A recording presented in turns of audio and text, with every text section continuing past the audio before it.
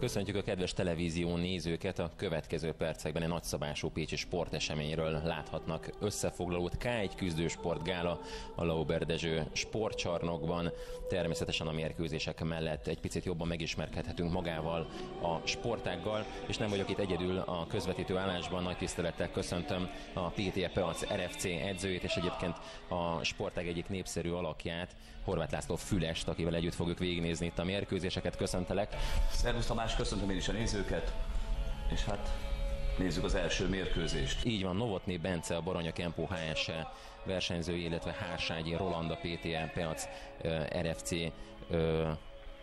sportolója fognak majd megmérkőzni. Ugye Novotny Benceről azt lehet tudni, hogy Kempó országos bajnok, és Hárságyi Rolandról szerintem többet fogsz tudni majd mondani. Igen, Roland saját sportolónk, tehát ő a PTE Peac versenyzője. Ennek a rendezvénynek célja is, hogy főleg pécsi versenyzőket mutassunk be, illetve hozzájuk rendeljünk különböző más csapatokból származó sportolókat. És hát gyorsan mondanám is, mert nagyon bekezdtek a fiúk. Roland láthatóan erősen kezdett, nagyon fontos volt neki, hogy itthon jól szerepeljen. Nagyon készültünk erre a rendezvényre, erősen készült ő is erre a rendezvényre. Igen, és ugye már mondtam, hogy gála, K1 küzdősport gáláról van szó, ami annyit jelent, hogy nem bajnoki rendszerben, hanem igazából presztízs mérkőzésekről van szó. Igen, itt igazán a közönség szórakoztatása mellett azért arról van szó, hogy egy szakmai tapasztalatszerzés a sportolóknak. Másrészt nyilván nagyon, nagyon fontos az, hogy tényleg a közönség jól szórakozzon, ahogy látni fogjuk, showelemekkel tarkított, és tényleg minden látványelem be lesz mutatva, be lesz vonva a programba. Igen, és annyit már tudunk, hogy nagyon jól szórakoztak a nézők, és ahogy a képeken is látszik, nagyon-nagyon sokan jöttek el erre a rendezvényre. Igen, közel-teltház volt ezek az információink, amellett, hogy nagyon sok rendezvény volt a városban ezzel egy időben, tehát ez egy nagyon szép dolog így. Néhány szót még erről az összecsapásról. 81 kg-ban küzdenek a felek K1 szabályrendszerben, 3x3 perces időtartamban, és ugye Novotny Bence a piros sarokban, a kékben pedig Hárságyi Roland. Igen, és láthatjuk itt már az első mérkőzésen a sportág sajátosságait. Használják a lábuk, a kezük mellett a térdüket is valójában. Minimális kapaszkodással tértechnikát hajthatnak végre fejre is. Vannak fordulásos technikák, fordulás ütés is akár. Hát elég sokoldalú a maga a szabályrendszer. És most látjuk, minimális a védőfelszerelés, tehát egy kesztyű és egy fogsorvédő mellett mindössze egy ágyékvédő van, semmitől, egy mélyütésvédő. Igen, és beszéljünk egy picit magáról a sportágról is, hiszen egyre nagyobb népszerűségnek örvend, nem csak Pécs városában, hanem az egész országban. Mit lehet tudni erről a K1 szabályrendszerről? Mit szabad, mit nem szabad a feleknek? Ami fontos, a K1 egy szabályrendszer, tehát a kickbox, a thai-boxból érkező sportolók próbálnak egy viszonylag egyszerű átmeneti stílusban küzdeni. Lehet használni az öklöt ugyanúgy, mint a boxban vagy a kickboxban. A rugások annyiban különböznek talán, hogy semmilyen védőfelszerelés nincs a lábon. Maga a profi rendszer ezt elvárja, illetve a profi rendszerből, profi K1 rendszerből nincs fejvédő sem, ez is nagyon fontos. A két is táptechnikák egyébként a thai-boxra hasonlítanak szerintem leginkább, a tértechnikából kifolyólag. De ahogy látjuk, Novotny Bence Kempóból érkezvén is nagyon szépen megállja a helyét. Igen, hogyan értékelnéd az elmúlt 1-2 percet? Én úgy érzem, hogy Hárságyi Roland az első pillanattól kezdve maximálisan irányította a mérkőzést, és technikailag is felkészültebb volt, attól függetlenül, hogy Novotny Bence egy picit nehezebb volt nála. Maga a mérkőzés kiegyensúlyozott abból a szempontból, hogy Novotny Bence sem játszott alárendelt szerepet, de mégis Hárságyi Roland irányította a mérkőzést. Hamarosan kezdődik is a második menet, és ahogy tetszettek is látni, nagyon csinos hölgy mutatta be a második menet kezdetét. Ez is ugye egy show-elem, a program fontos eleme része. Ahogy megbeszéltük, fontos, hogy a közönség jól szórakozzon, és egyrészt a versenyzők összeválogatása is, illetve a program, a kísérő programok is nagyon fontos, hogy jól voltak összeválogatva, így a hölgyek is természetesen. Ami pedig a meccset illeti, összességben azt lehet mondani, hogy talán mintha egál lett volna az első menet, ahogy láttam. Igen, nem volt megrendítő erejütés, nem kellett számolni egyik versenyzőre sem. Nagyon fontos, a tiszta találatok számát illetően kell valójában a meccs eredményét latolgatnunk, és talán hogyha megnézzük, akkor több a tiszta találat. Picit aktívabb a kék sarokból érkező Hárságyi Roland. Itt 3x3 percet mérkőznek ugye a sportolók. Egyébként, hogyha mondjuk akár bajnoki vagy bármi nagyobb versenyen, hogy néz ki ez időben? Az amatőr versenyek menetideje az 3x2 perc szokott lenni. Ahogy közben látunk egy kellemetlen találatot, igen, ami nyilván nem érvényes. És akkor itt fontos elmondani, hogy ahogy a többi küzdősport szabályrendszerben sem, itt sem támadható az ágyék. Sajnos becsúszik. Igen. A második menet közepénél járunk, és én még mindig nem tudnám egyik oldalra se eldönteni ezt a mérkőzést. Látszik, hogy most Novotny Bence volt egy picit talán aktívabb. Egy-két ütés és rúgás is betalált, viszont most Hárságyi Roland is egész szépen visszatámadott. Igen, egy nagyon komoly oda-vissza küzdelem folyik. Nagyon fontos, hogy jó mérkőzés csak akkor lehet játszani, ha jó az ellenfél, és Novotny Bence nagyon jó ellenfél volt Hárságyi Rolandnak, illetve én úgy érzem, hogy nagyon egymásra találtak, viszonylag kiegyensúlyozott tényleg a küzdelem. Ami fontos, hogy nagyon sok oldalú technikai technikát láthatunk valójában. Mindketten kezdeményeznek, és mind a ketten nagyon sok oldalúan kezdeményeznek. Ütéseket, rúgásokat láthatunk váltva. Igen, és hát a közeli képeken látszik, hogy alig küzdenek néhány perc, és már nagyon sokat kivett belőlük az elmúlt idő. Tehát egy kőkemény férfias összecsapásról van szó. Ahogy említettük, azért 3x3 percet játszanak. Az első 3 perces meneten túl vannak, a második vége felé közeledünk. Nyilván azért ez nagyon komoly kalória és oxigénvesztességgel jár. Amúgy attól függetlenül, hogy fáradtnak tűnnek, vagy fáradtabbnak tűnnek, tehát egy picit visszaengedtek a tempóból, azért azt el kell mondani, hogy mind a ketten fel vannak készülve erre a mérkőzésre. A srácok hosszú évekig készülnek arra, hogy ilyen szinten képesek legyenek helytállni. És konkrétan egy ilyen versenyre mennyit készülnek? Hetek, hónapok, miben kell gondolkodni? 3 hét, egy hónap az, ami ténylegesen csak erre a mérkőzésre készüléssel telik. Ami nagyon fontos, hogy közben persze vannak más rendezvények is, más események, amin szintén részt kell venniük. Tehát nem kizárólag erre, de persze erre koncentrálva, mert ez egy nagy esemény azért pécsi szinten.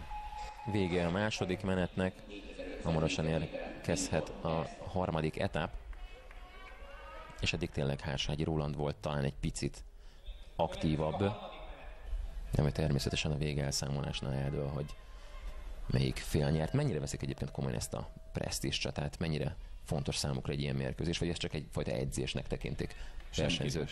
Semmiképpen sem. Ez egy pécsi versenyző mind a kettő. Pécsi közönség előtt nagyon fontos, hogy jól kell szerepelni, nyilván itthon meg kell mutatni a legjobb tudásunkat. Ami nagyon fontos, hogy nem lehet, nincs mérkőzés és mérkőzés között különbség komolyságban. Az ember győzni akar. Egy versenyző, egy sportoló biztos, hogy győzni akar minden mérkőzésen. Tehát nincs olyan, hogy ellazázzuk, vagy óvatoskodni, vagy csak egy picit, vagy csak félig. Mindenki mindent megmutat abból, amit tud, amire készült. Klubok között mekkora a rivalizálás? Hiszen, mint hogy elmondtam, ugye Novotny Bence Baranya, a Kempó HSE-nél versenyez, Hárságyi Roland pedig ugye nálatok a PTP az RFC-ben, de lesz majd például a Regime, egy fővárosi klubból is versenyző, szóval a klubok között mekkora így a versengés, rivalizálás? Igazán inkább a versenyzők közti rivalizálás az, ami jellemző. Ha már itt megemlítetted, hogy több klubból lesznek versenyzők, külföldről is lesznek versenyzők ezen a rendezvényen, szlovák, bosnyák, illetve több országból érkeztek az ellenfelek. Köszönjük szépen a szervezőknek ezúton is. Nagyon sokoldalú volt, vagy sokrétű volt a mezőny összetétele. Ami fontos, hogy nem a klubok közti rivalizálás a meghatározó igazán, hanem az, hogy tényleg egyes sportoló megpróbálja megmutatni, hogy ő abban a pillanatban mire képes éppen. Egy nagyon szép akció volt Rolandtól, és hamarosan letelik ugye a harmadik 3 perc is. Nem sok van már vissza, tehát az összecsapásból.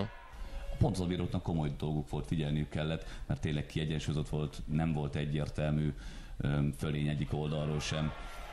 Roland talán egy picit tényleg többet talált tisztán, de és egy picit aktívabb.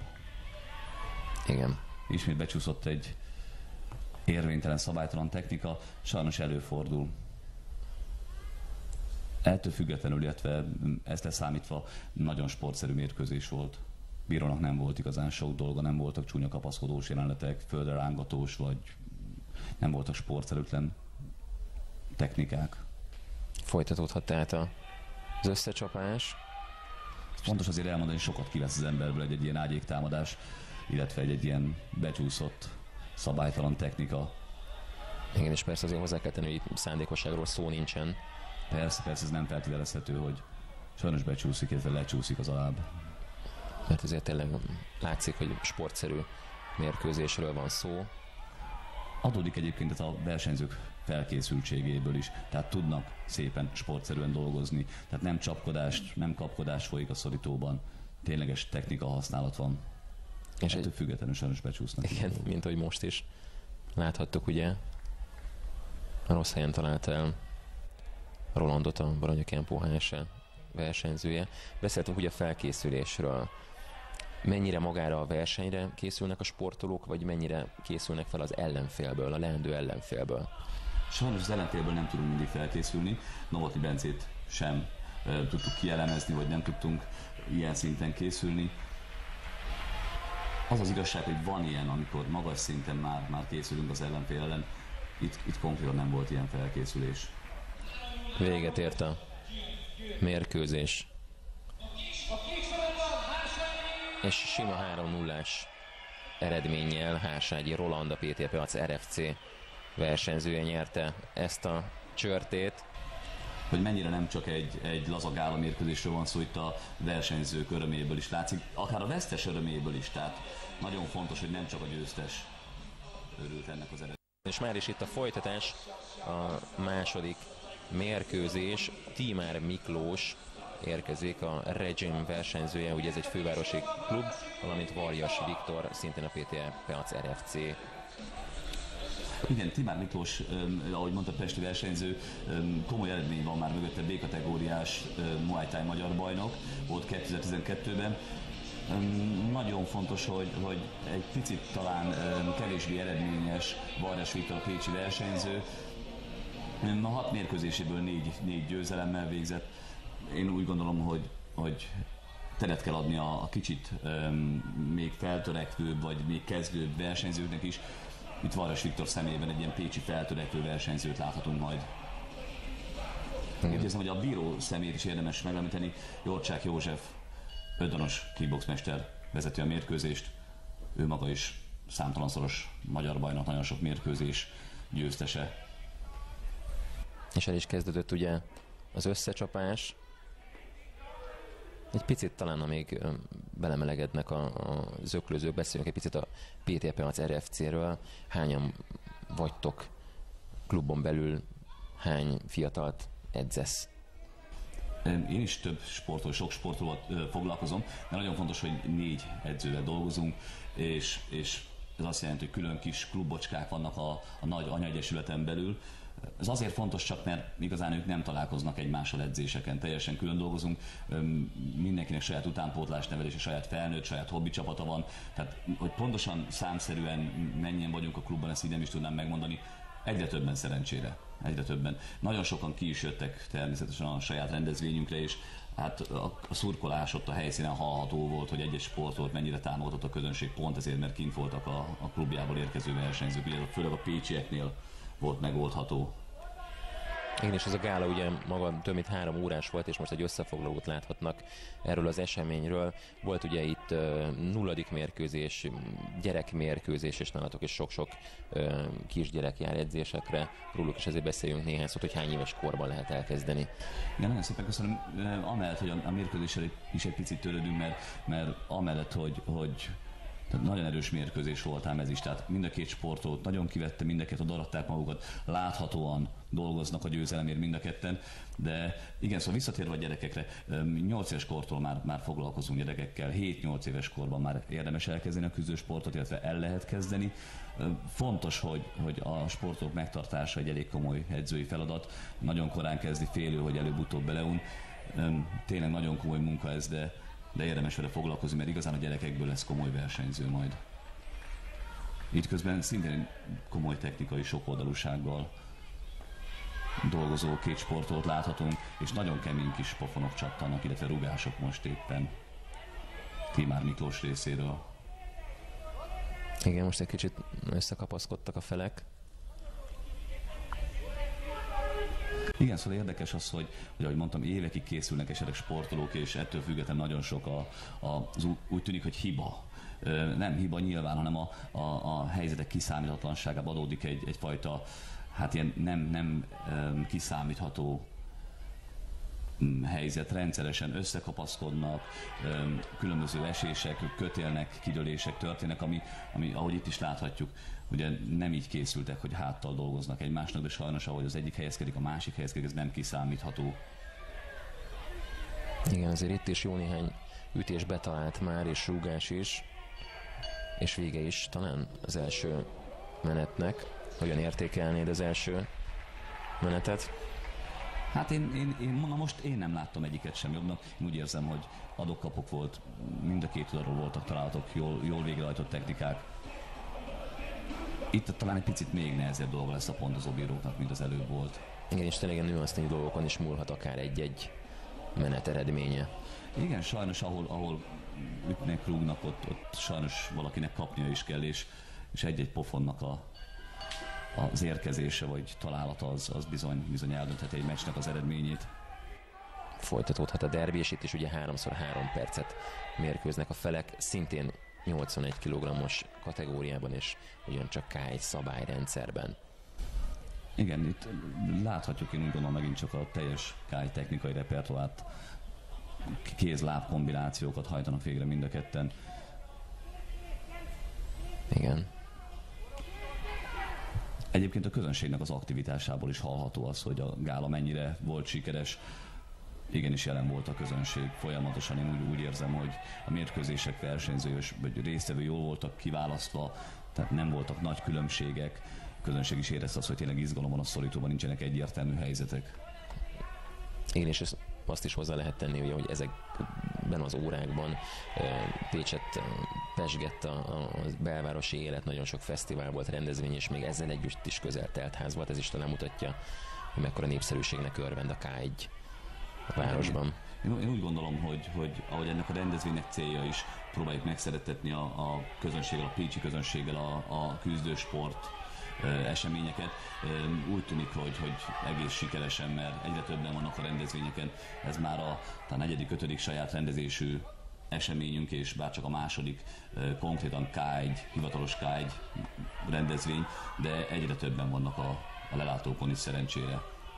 Nyilván ez köszönhető, hogy említetted a gyerekmérkőzést is, sok különböző hölgyek is fognak mérkőzni például ma, ami nagyon fontos. Illetve hát kisebb, fiatalabb versenyzők is megmutatták a tudásukat.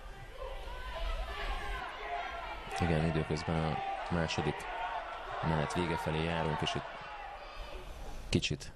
Varras Viktor, mint hogyha egy picit visszavette volna a vezetést, illetve egy picit ő irányította volna az utóbbi másodperceket, de persze egyből láthatjuk a választ is Timár Miklós részéről. Ahogy láthatjuk, nagyon komoly ütések, rugások csattannak, ettől függetlenül az is vagy látható, hogy nincs komoly sérülés. Ezek a fiúk fel vannak erre készülve. Szeretném itt a közönséget egyrészt egy picit így megnyugtatni, hogy nem arról van szó, hogy két felnőtt férfi ember egymásnak esik és addig veri a másikat, amíg sérülés nem történik. Ezek a fiúk fel vannak erre készülve. A hosszú távú felkészülésnek az egyik része az, hogy fizikálisan és mentálisan is felkészülnek arra, hogy itt meg fogják ütni, rúgni őket. Nyilván látható, hogy nagyon kevés a sérülés. Igen, ez most már talán a laikus nézőknek is lejött a képernyőről, hogy nem arról van szó, hogy csak az egyik hagyhatja elélve ugye a szorítót. Igen, ez egy nagyon komoly versenysport, és most ott tartunk, hogy a szabályozás, a bírói hozzáállás, akár a felkészülés elhozta azt, hogy nem gladiátor küzdelem, és tényleg mind a két sportoló egészségesen jön le a szorítóból, az eredménytől függetlenül. Persze, de hát küzdő sportról van szó, igazából bármikor becsúszhat egy szemöldök felszakadása, vagy bármilyen, gondolom előfordult már veled is pályafutásod során ilyen sérülés. Igen, de hát nem az a jellemző értelemszerűen. Igen, nagyon fontos, hogy a komoly sérülés, amit varni kell, vagy gipszelni kell, tehát amivel tényleg orvosnak kell törődni, az nagyon ritka. Inkább a lelki fájdalmak lehetnek egy vereség után, amit komoly gondozásra szorul az edzők részéről. És a harmadik menet.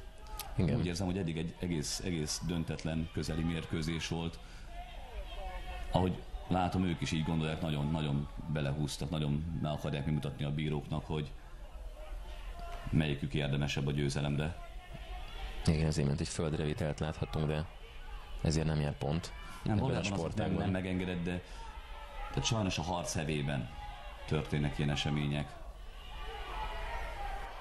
Nagyon belelendültek itt a harmadik menetben. Igen, ami először is egyfajta ilyen bírói munkát, ha úgy tetszik, szükség van a bírónak a jelenlétére. Ami nagyon fontos, hogy továbbra is visszatérve arra a kérdésedre, hogy mennyire lazag áll a mérkőzés, ez ahogy látjuk, ezek a fiúk tényleg mindent megtesznek a győzelemért. Próbálják maximálisan uralni a ringet és irányítani a másikat. Igen, látszik tényleg, hogy komolyan veszik az összecsapást. Adódnak ezek a földrevitelek abból, hogy Timár Miklós főleg Muay Thai szabályrendszerben versenyzik, és ott ez megengedett. Tehát ott meg lehet a másikat billenteni, le lehet rántani a földre. Igen, meg ezek az összekapaszkodások néhány másodperces szusszanásnyi szünetet is hozhatnak a versenyzőknek, tehát azért itt taktikázni is lehet már a vége felé. Mindenképpen. Másrészt pedig egy óriási pszichés fölényt jelent a sportnak, aki állva tud maradni addig, amíg a másik éppen föltápászkodik és vihával éppen próbál fölállni.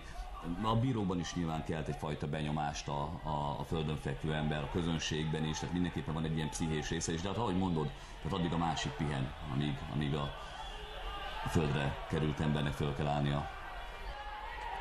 Most már tényleg csak másodpercek vannak hátra. Nem lesz egyszerű dolguk tényleg a pontozó bíróknak. Addig, amíg csak a pontozóbíróknak van komoly dolguk, a vezetőbírónak igazán komoly szerepe nincsen, mert bár egy picit ilyen, kicsit összegabajodnak a fiúk, ettől függetlenül nagyon sportszerű ez a mérkőzés is. Igen, mint hogy az egész gála ugye az volt. Igen, elmondható, hogy amellett, hogy volt egy-két erős mérkőzés, és nem minden mérkőzés ment végig, ettől függetlenül komoly sérülés nem volt. Igen, és itt már érzik a végét.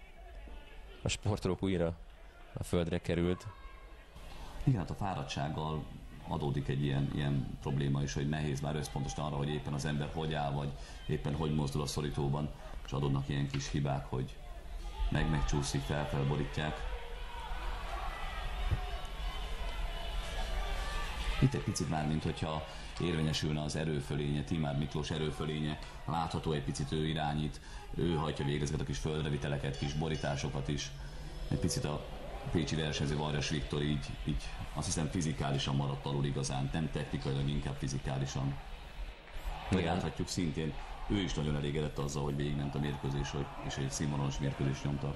Igen, hamarosan megtörténik. Az edzői munkának is egy epizódját, Bazsagos Ferencet láthatjuk Varjas Viktor mögött a pécsi sarokban, ő az egyik pécsi edző. Ezen a mérkőzésen 3-0-ás, tehát egyhangú, egyértelmű pontozással a győztes a piros sarokban Timár Miklós megnyerte, tehát egyhangú pontozással 3-0 arányban ezt az összecsapást. És közben látható, hogy dr. Lejre Richárd adta át éppen az érmet. Ő a Magyar Olimpiai Bizottságnak az alelnöke, és ő nyitotta meg a rendezvényt Páva Zsolt polgármester mellett. És itt már jön a harmadik összecsapás. Kis András, a Regim sportolója érkezik, és Ahmed Hamaid, a PTP az RFC versenyzője lesz. Az ellenfél szintén K1 szabályrendszerben fognak ugye küzdeni a felek 3x3 perc, és itt kicsit könnyebb súlycsoportban, 71 kg-ban. Igen, úgy érzem fontos még elmondani a versenyzőkről, hogy a pécsi szervezőségnek fontos célja vagy elhatározása, hogy a pécsi sportolókat, már a meglévő jó sportolókat is próbálják bemutatni, illetve próbálnak teret adni azoknak a kezdő sportolóknak is, és itt Ahmed személyében valójában egy feltörekvő sportoló kapott lehetőséget. Róla mit lehet tudni egyébként? Néhány mérkőzést játszott, alapvetően egy 8 mérkőzésből 5 meccset nyert a mérlege szerint. Egyiptomi sportoló, Pécsen lakik, dolgozik, és hát nyilván Pécsen készült erre a mérkőzésre Bazsagos Ferencnél. Igen, piros sarokban tehát Kis András, kékben pedig Ahmed Hamaid. Igen. Nagyon fontos, hogy a versenyzők attól függetlenül, hogy nyilván próbálják bemutatni és egy kicsit favorizálni, egy kicsit lehetőséget adni a pécsi versenyzőknek. Itt egyből elég erősen kezdett a Regime versenyzője. Tehát látható, hogy nincsenek a mérkőzések olyan szinten menedzselve, hogy egyértelmű pécsi fölény legyen. Tehát nem az történik, hogy a pécsi versenyzőre van fölépítve, tényleg viszonylag kiegyensúlyozott küzdelmek láthatók, és főleg annak köszönhetően, hogy a szervezésben ez szerepet kapott, hogy ne legyen egyértelmű fölény egyik vagy másik oldalról.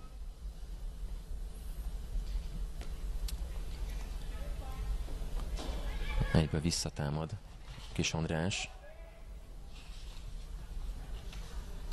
Igen, a meccs első menetében úgy néz ki, hogy Kis András volt kézzel egy picit aktívabb, és ő is talált pontosabban. Aztán a pécsi versenyző próbált lábbal egy picit helytállni. Sajnos ezek az ütések nem találtak.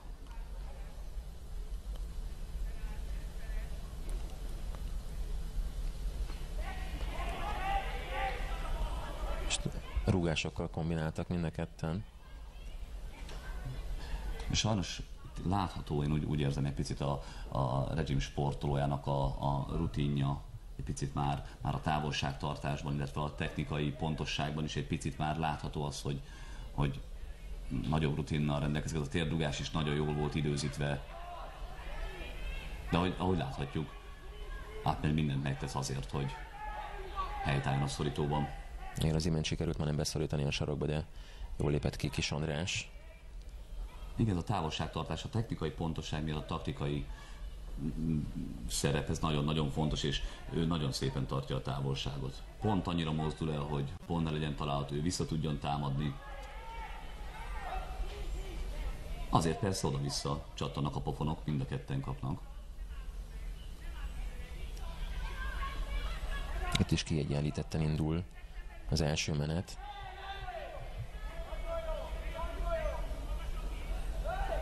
Jönnek ugye az edzői utasítások a szorító mellől. Az edző próbál még segíteni nagyon okosan, már amennyire lehet persze, mert mennyit hal meg ebből egyébként a sportoló, vagy mennyire tud figyelni? Minden meghal és végrehajtja a kintről érkezett információt, de hát azért tehát ez is nagyon fontos, hogy éppen versenyzői szint kérdése. Tehát így, mikor az ember egy picit még kezdőbb, akkor Hoppá. Földre került a PT Pelcer FC sportolója. Eddig ennek nem volt semmire, tehát nem volt óriási fölény a Regime versenyző részéről. Viszonylag kiegyenlített volt. Hát sajnos becsúszik. Vége. Igen, nagyon látványos véget ért a mérkőzés, és hát ezúton is gratulálom Kis Andrásnak. Hát nem így nézett ki az első 1-2 perc, hogy ez így fog véget érni, de egy nagyon szép ütést talált be. Igen, hát én közben tudom, hogy Ahmed ettől sem lelkileg, sem fizikálisan igazán nem tört meg, vagy nem szenvedett komoly sérülést. Majd láthatjuk, már talpon van. És meg is nyerte ugye ezzel az első menetbeli KO-val Kis András, a Regime versenyzője, ezt az összecsapást. Ez egyébként egy sportoló ilyenkor, amikor kiütik és a földre kerül. Hát, tudsz erről valamit mondani? Persze, sajnos volt ilyenben is részem. Nagyon fontos, hogy szerintem nem az a lényeg, hogy ott mit érez, hanem hogy tudja ezt kiértékelni, és nyilván az edzők, akár a barátok, sportások segítenek ebben. Közben gyorsan át kell térnünk arra, hogy itt lesz egy szabályrendszerbeli váltás is. Sárközi Attilát láttuk éppen a szorítóba érkezni, és az ellenfele pedig Nikolaj Vukic lesz. A piros sarokban Nikolaj Vukic. Nagyon fontos, hogy ahogy látjuk, már az öltözékük is más, egy picit a póló persze le fog kerülni, de a hosszú nadrág az egy nagyon meghatározó dolog. Abból a szempontból, hogy full contact kickbox mérkőzést láthatunk. Ahogy az előzőkben itt is természetesen full erőbedobással fognak dolgozni, egy picit lesz egy megszorítás a támadható felületekben. Nem támadható a comb, az alsó lábszár, nem használják a térdüket. Picit inkább az ökölívásra hasonlít kéztechnikájában, nincs fordulásos kéztechnika, ahogy mondtam, nincs tér. Hát ez a klasszikus kickbox igazán, ami a karate irányzatokból később sportkaratévá, kickboxá vált. Ami pedig a súlycsoportot illeti, 91 kilóban mérkőznek a felek, és itt 3x2 perc lesz majd az összecsapás. Ugye még egyszer a rendkedvére a piros sarokban Nikolaj Vukic Szerbiából, a kék sarokban pedig Sárközi Attila, a PTP Acer FC versenyzője. Igen, akinek hosszasan sorolhatnánk az eredményeit, tehát amellett, hogy Európa-bajnoki harmadik helyzet volt, többszörös, ötszörös magyar bajnok, világkupát nyert annak idején még Debrecenben. Ami nagyon fontos, hogy Ölkölyvárosban is jeleskedett Attila. Látható is, én úgy gondolom, hogy technikailag nagyon jól képzett versenyzőről van szó. Jelenleg Balogh Lajos és Kocska Ferenc munkássága alatt dolgozik, és ahogy láthatjuk, attól függetlenül, hogy van egyfajta technikai megszorítás, tehát bizonyos technikák nem használhatók, ettől függetlenül nagyon sok oldalon dolgoznak itt is a fiúk. Ezek a lábsöprések Attila védjegyei, ha úgy tetszik, és nagyon-nagyon szépen használják, nagyon jó ritmusban használja.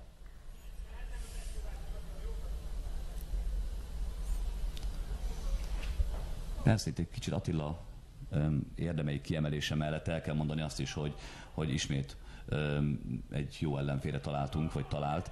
Nikolaj Vukic is azért komoly eredményes sportoló volt, háromszoros szerb bajnok, a Szegedi Világkupán is jeleskedett.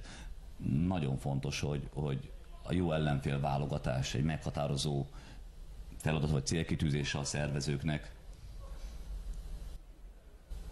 És ha már külföldi versenyző van a szorítóban, akkor beszéljünk egy picit arról, hogy Közép-Európa, vagy akár Európa térképen a magyar sportolók hol helyezkednek el.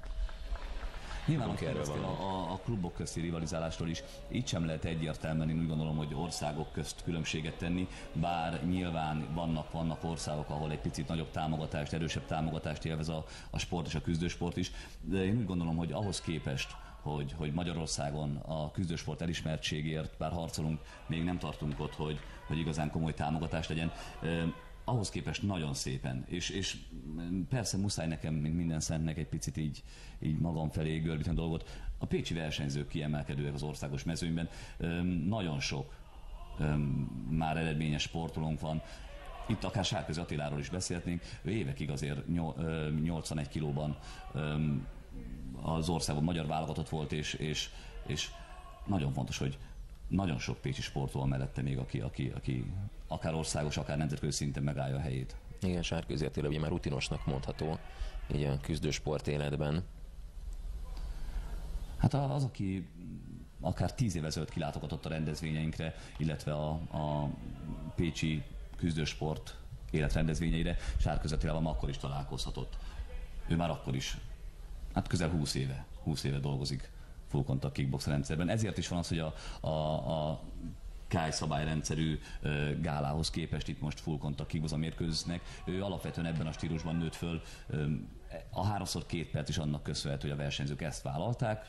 Ez egy, ha úgy tetszik, akkor egy ilyen vállalható dolog volt, és tehát nem a K1-gyel összefüggésben, nem a rendezvénnyel van összefüggésben, hanem azzal, hogy a pécsi sportolókat igenis meg akarjuk mutatni. Ugye Sárközi Attila rutinosabb versenyzők közé tartozik, láthatunk már fiatalabb bunyósokat. Van-e optimális kor ebben a sportágban, amikor azt lehet mondani, hogy na eddig be kell, hogy érjen, vagy beérik egy versenyző, vagy teljesen változó? Hát nagyon jó lenne, hogyha azt mondhatnánk, hogy ilyen 20 éves kor körül, amikor egy férfi ember a teljesítő képessége csúcsán van, addigra érett versenyző válik, de ez rutin kérdése inkább. Nyilván egy picit azon is múlik a dolog, hogy ki mikor áll neki sportolni, ez a versenyző érettség. Jöhet a harmadik menet. Igen, szerencsére ezt így jelzik a hölgyek nekünk mindig, hogy harmadik menetnél tartunk. Továbbra is a meccsről beszélvén egy picit, itt is, ha megnézzük, nagyon sok komoly technika van. A full contact kickboxnak sajátossága, ugye, hogy derékmagasság fölött használható csak a láb, illetve csak lábsöprésre, tehát maga a láb, comb, vádli, alsólábszár nem támadható. Ezért nagyon sok magas rugás van. Tehát ahogy látjuk, ez éppen egy erős test, köríves rugás volt Attila részéről, és ismét a másik jobb oldalát, a mája felé oldalát célozva bal lábbal. Aztán láthatjuk persze a védekezés részét, ami nagyon fontos, úgy gondolom, tehát nem arról szól, hogy két ember lezsákol a másikon, össze-visszaverik egymást. Ténylegesen a védekezésen legalább akkora hangsúly van, mint a támadások végrehajtásán. Pont ebből következően viszonylag kevés a sérülés. Igen, és talán egy picit más jellegű is ez az összecsapás, mint az eddigiek voltak. Talán azért, mert nehezebb súlycsoportról van szó, illetve egy picit azért, mert más is ugye a szabályrendszer. Igen, mindenképpen összefügg a súly növekedésével a tempóváltozása, bár ez egy jó tempójú nehézsúlyú mérkőzés, illetve 90 kilós mérkőzés. És itt ugye 3x2 percet küzdenek a felek, hamarosan tehát vége az összecsapásnak. Eddig szerinted hogy áll a meccs? Én úgy érzem, hogy Attila egy picit talán aktívabb, és talán többet is talál ezáltal. Nem sokára kiderül, hogy a pontozóbírók hogy látják, hogy látták. Ha már az előbbiekben megtettem, mit is megtenném vezetőbírónak a személynek említését. Bekenő volt a vezetőbírója ennek a mérkőzésnek, aki szintén többszörös full contact kickbox magyar bajnok. Sok évig volt válogatottja, és pécsi versenyző volt annak idején. Most már Pesten él ugyan, de annak idején pécsi versenyző volt ő is. Talán a PTP Acer FC sportolója egy picit aktívabbnak tűnt itt a vége felé is, de hamarosan kiderül, hogy mire volt ez elég. Igen, azt hiszem, hogy a közönség támogatása is sokat használt. Meg is nyeri a meccset Sárközi Attila, méghozzá 3-0-val, tehát egyhangú pontozással. Egy újabb pécsi győzelem tehát. Igen, és talán nem jön annyira át, ez itt nem hallható a felvételen, de a pécsi közönség nagyon erősen támogatta a pécsi versenyzőket, ezt köszönjük nekik ezúton is.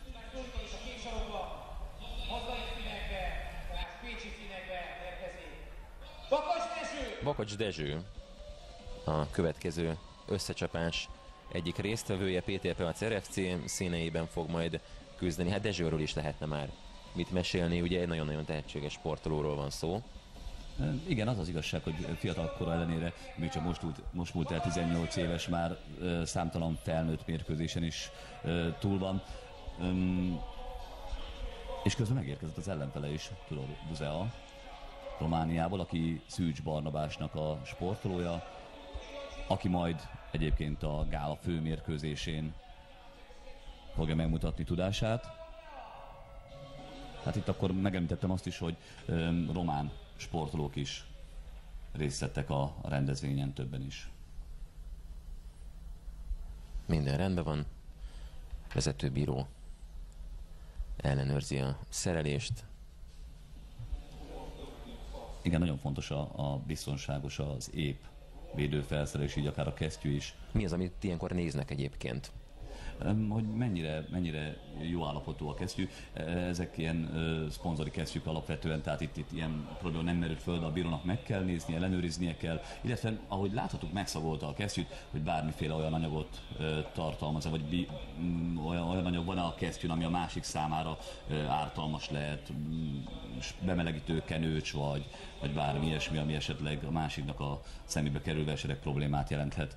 Illetve nyilván a herevédőnek a meglétét, a fogsorvédőnek a meglétét ellenőrzi a bíró. Ez is a sportolók védelme érdekében történik, hogy tehát nem egyfajta aggályoskodás, vagy nem egyfajta hiszti a bíró részéről. Ezt a szabályok előírják, hogy ezt minden alkalommal ellenőrizni kell. Mindent rendben találtak, úgyhogy kezdődhet is a mérkőzés a piros sarokban, tehát Tudor Buzea Romániából, a másik oldalon pedig Bakacs Dezső, a PTP Acer FC sportolója. 75 kg-ban küzdenek a felek, és K1 szabályrendszerben 3x3 percet fognak majd meccselni. Igen, és láthatólag egy kicsit a tempó, ahogy az előbb mondtuk, a nehézsúly miatt egy picit talán lassabb volt, itt egy picit talán pörgősebben kezdenek. Meglátjuk, hogy tudják-e tartani ezt a tempót.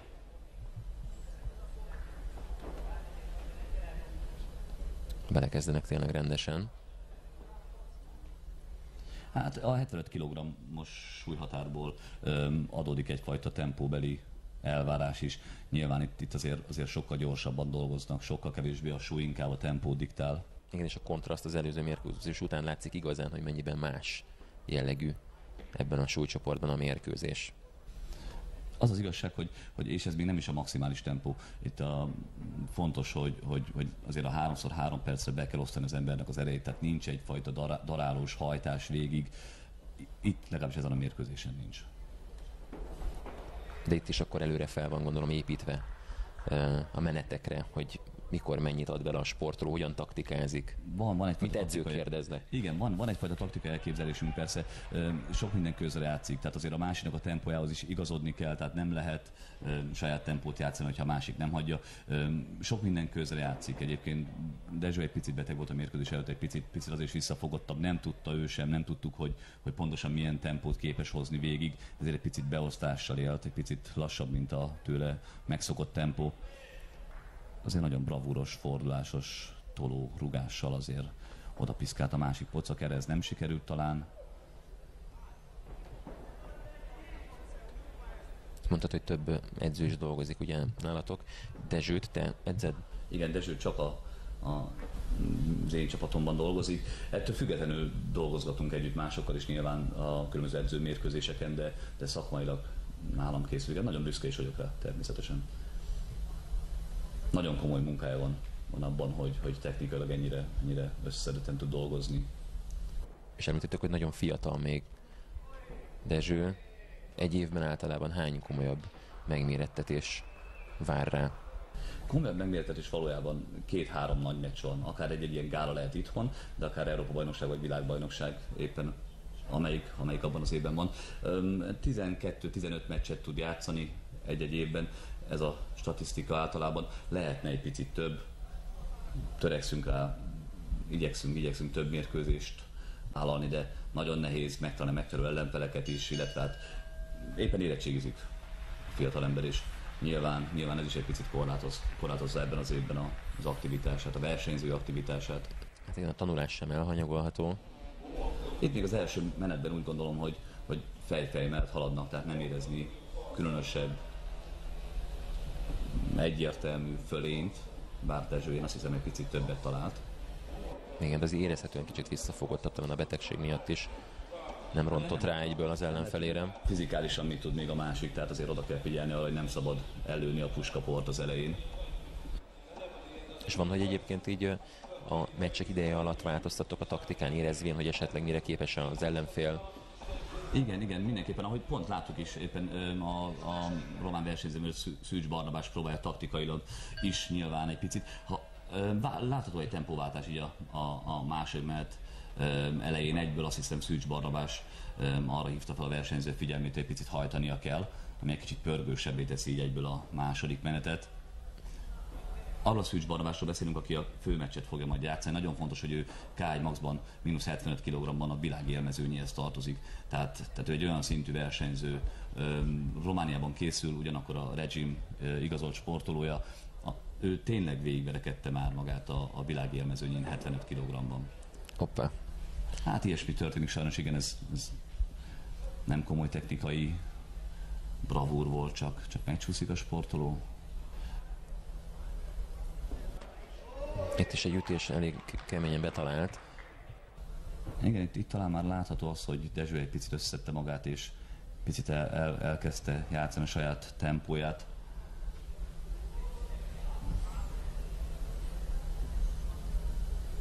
Most egy picit kívánásra játszottak a felek.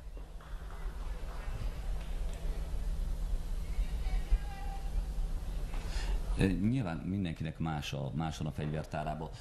Van, aki kicsit erősebb, van, aki kicsit ügyesebb. Dezső, én azt hiszem, hogy éppen technikai bravúrokra próbál egy picit itt most hangsúlyt fektetni. Ez többé-kevésbé talán látható is, hogy sok oldalon próbálja megoldani a mérkőzést. Igen, vagy talán várja, hogy egy picit hibázzon az ellenfél, hiszen elég egy másodpercre leengedett kéz is ott a hely ugye az ütésre, láthatunk már KO-t. Igen, az az igazság, hogy bár sok tiszta találat oda-vissza ezen a mérkőzésen is, de itt is még megrendítő erejű találat nem volt. Nyilván mind a ketten azért titkon arra készülnek, hogy megfogják, megcsípjék a másikat úgy, hogy az képtelen legyen folytatni a mérkőzést. 3x3 percet meccselnek tehát. Ami kívülről talán nem tűnik olyan hosszúnak, de... Bent a szorítóban kicsit hosszabbnak tűnik a 3 perc, mint valójában. Az amatőr menetidők pont azért 3x2 percesek. Nyilván ezek a sportolók már fel vannak erre készülve, tehát tudják pontosan, hogy mit vállalnak. Viszont ajánlom egyszer, hogy valaki egy 3 percet zsákolgasson végig, és álljon oda a zsákhoz, és csak üsse végig a zsákot, anélkül, hogy kapna, mert azért az sem egyszerű feladat. Igen, ezt alá tudom támasztani én is, ugye egy televízió műsor kapcsán jártam nálatok, és kipróbáltam, hogy milyen is ez a sportág, és tényleg nagyon-nagyon sokat kivesz az emberből, már csak egy edzés is. Amikor vége volt a bemelegítésnek, akkor kérdeztem, hogy ez volt-e konkrétan az edzés, és mondtad, hogy nem, az csak most kezdődik. Igen, hát van egy folyamat, amit azért érdemes végigcsinálni, tehát egy edzés nagyon nehéz, én úgy gondolom végigcsinálni, de folyamatosan edzéssel járni, az talán egy picit könnyebb. Nyilván ezt is szeretnénk elérni, hogy a nagy közönség számára egy picit ismertebbé, elfogadhatóbbá váljon a küzdősport. Ezeknek a rendezvényeknek ez is céljuk. A következő évben, illetve az év hátralévő részében is több olyan rendezvény várható még így a pécsi közönség számára, ami ezen a vonalon fog haladni. Próbáljuk megkedveltetni akár magát a küzdősport rendezvényeket, akár a küzdősportot is a pécsi közönséggel. Megkezdődik a záró etap, a harmadik menet. Ami várhatóan mindenképpen hajrával kezdődik, az előzőekből kiindulva. Igen, nehéz lenne. Én ugye ezzel most Dezső váltott tempót. Nyilván taktika része is volt, hogy egy picit nyomást gyakorolni és próbálkozzon egy picit hatékonyabban. Hoppá. Én is sikerült. Azt hozzá kell tenni, hogy azért ez nagyon egy véletlenszerű dolog, tehát ez nem tudatos, hogy ennyire pontosan is jól talál. Bármennyire is szeretnénk azt mondani, hogy erre készültünk meg ezt ő is így akarta. Ez kell a másiknak a hibázása, és nyilván ő is egy picit hibázott, a fáradtság nyilván hozta ezt a hibát, és ezáltal ezt a kihasználható helyzetet. És vége is az összecsapásnak. És ezzel nyert tehát a PTP Alcer FC sportolója Bakacs Dezső a harmadik menetben KO-val. Ennyi volt a K1 küzdősport gáláról szóló összefoglaló első része, hiszen hamarosan jelentkezünk majd a második résszel, további mérkőzéseket lehet tehát majd látni itt a Sporttelevízióban. A pontos időpont május 27-e, a Sport 2-n 20 órától várjuk akkor is önöket, és Horváth László Fülesnek köszönöm szépen a szakértést, találkozunk vele is legközelebb is. Köszönöm szépen, köszönjük szépen a figyelmet, viszontlátásra, viszonthallásra. Köszönjük a figyelmet, viszonthallásra, viszontlátásra.